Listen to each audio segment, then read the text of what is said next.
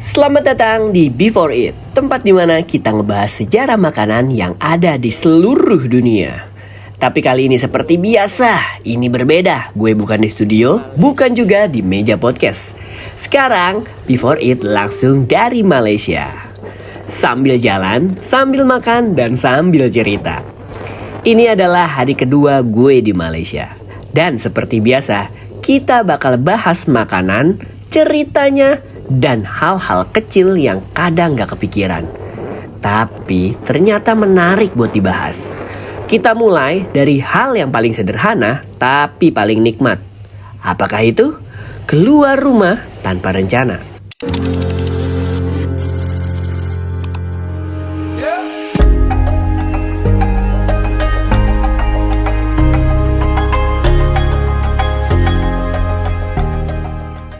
Siang ini, gue sama istri gue iseng-iseng naik motor muter-muter sekitar lingkungan sini. Bukan touring jauh, cuma keliling-liling komplek, ngerasain vibe lokal.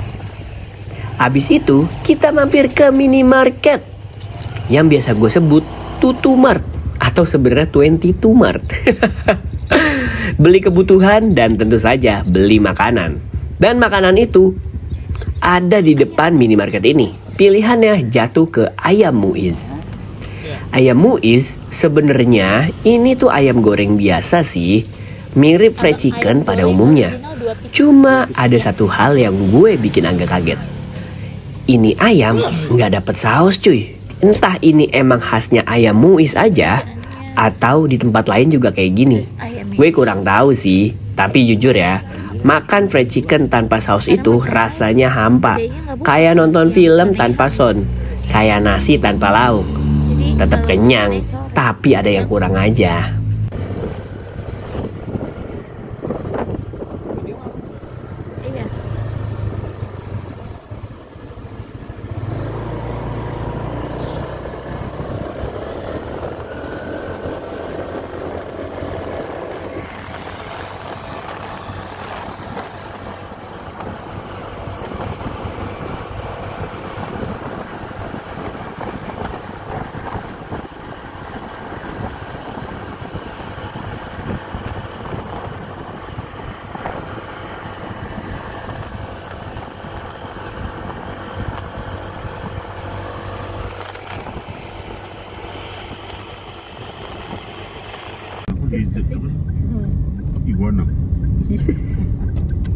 Setelah muter gak kerasa hari sudah menunjukkan sore nih.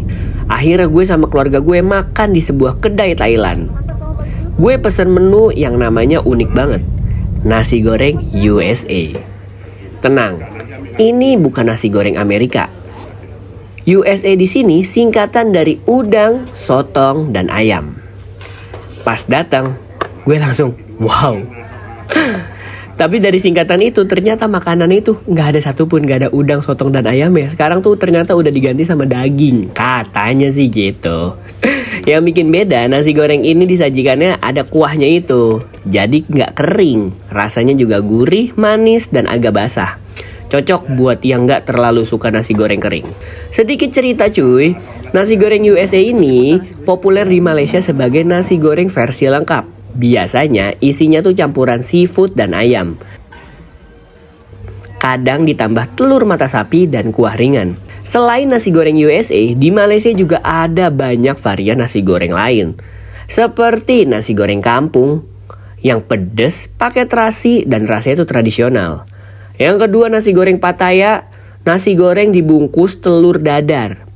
Selanjutnya ada nasi goreng Cina, lebih ringan dan gak terlalu pedas. Dan ada juga nasi goreng Tom Yum. Pengaruh dari Thailand, rasanya tuh asam, pedas, dan segar.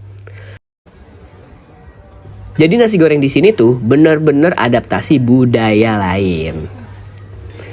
Dan tentu saja minuman andalan gue, teh ais kau. Di sini ada tambahan kata kau. Kalau kata abang gue nih, kau itu artinya lebih pekat, lebih kental, dan lebih nendang.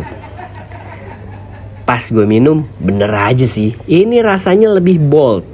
Buat pecinta teh susu, ini sih surganya. Mari kita makan cuy.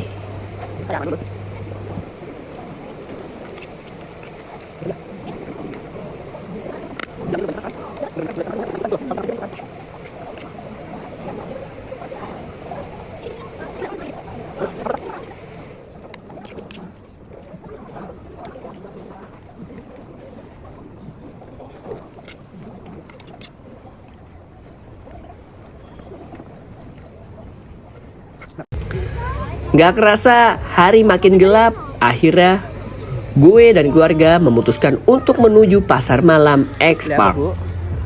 Kurang lebih sama kayak pasar malam di Indonesia. Jualan baju, makanan, mainan, dan jajanan yang bikin lapar mata. Kita muter sebentar, belanja dikit, ngerasain vibes-nya. Ini kameramen sampai 2. Balu nggak lihat kameramen sampai 2? Ke atas loh. Sekarang kita lagi ada di Karusel Seremban. Kecil. Iya lucu. Tapi sama aku nak kelana. Ini lihat. Kita mencari mainan. Ada mainan?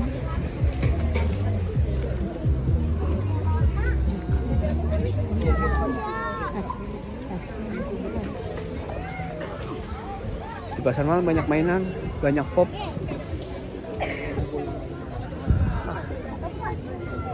Ada nugget. Lihat apa? Rujak mangga yang ada di jalanan tuh ya? Ini apa nasi? Roti john, kebabum. Ijan mana Ijan? Oh, di sebelah sana.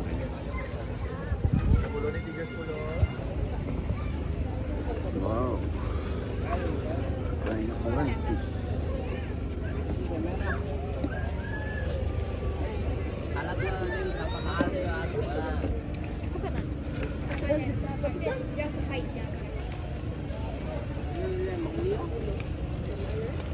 Có phải thành cấp bác.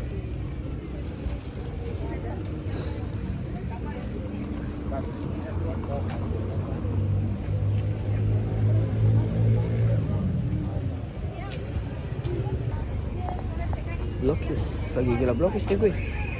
Oh, gue. Abis dari pasar malam, di dekat situ ada nih kedai roti canai. Ya gue mampir lah ke salah satu kedai di situ. Dan karena penasaran, katanya di sini ada roti canai Milo. Ya gue cobain. Di sini ada yang spesial, namanya tuh canai Milo. Nah, kita bakal coba canai Milo itu seperti apa. Alright, tunggu saja kehadirannya.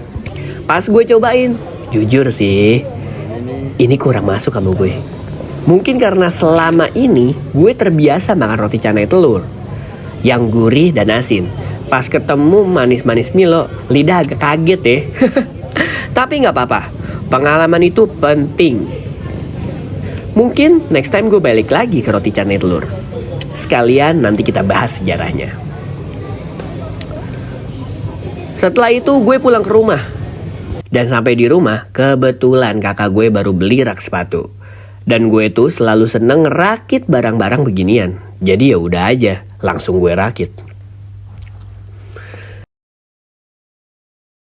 Dan seperti biasa, hari ini ditutup dengan makan lagi. Malam ini menunya sate ayam. Dan ini unik cuy. Sate ayam di Malaysia warnanya tuh merah. Entah dari bumbu marinasi atau cara panggangnya, tampilannya beda.